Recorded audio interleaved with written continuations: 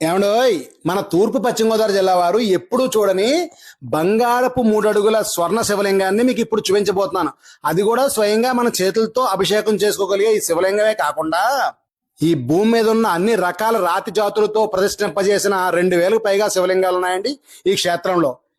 అంతే కదండి, ఒక్కసారిగా 2 చేతులతో ఆలింగనం చేసుకునే 9 అడుగుల భారీ శివలింగం, ఒకవైపు నుంచి చూస్తే రెండో వైపు స్పష్టంగా కనబడే స్ఫటికలింగం, ఒకే లింగంలో ప్రతిష్ఠింపబడ్డ 108 లింగాలు.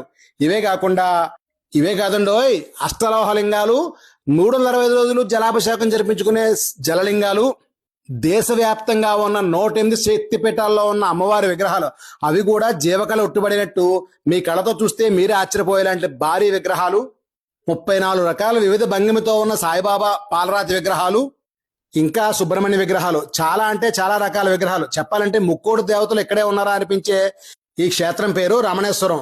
నిజానికి ఈ గ్రామం పేరు నాగిరెడ్డిపల్లి. ఇది భువనగిరికి 15 కిలోమీటర్ల దూరంలో, అదేనండి స్వర్ణగిరి టెంపుల్ నుంచి 12 కిలోమీటర్ల దూరంలో చిట్యాలకి భువనగిరికి మధ్యలో ఉందండి. అవకాశం ఉన్నవారు తప్పకుండా వీళ్ళు దర్శించుకోండి.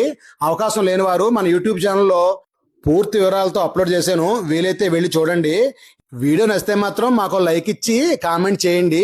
ఈ రీల్ మీ ఫ్రెండ్స్ ఎవరికైనా షేర్ చేసి ఏదేమైనా మమ్మల్ని ఫాలో చేయడం మర్చిపోకండి.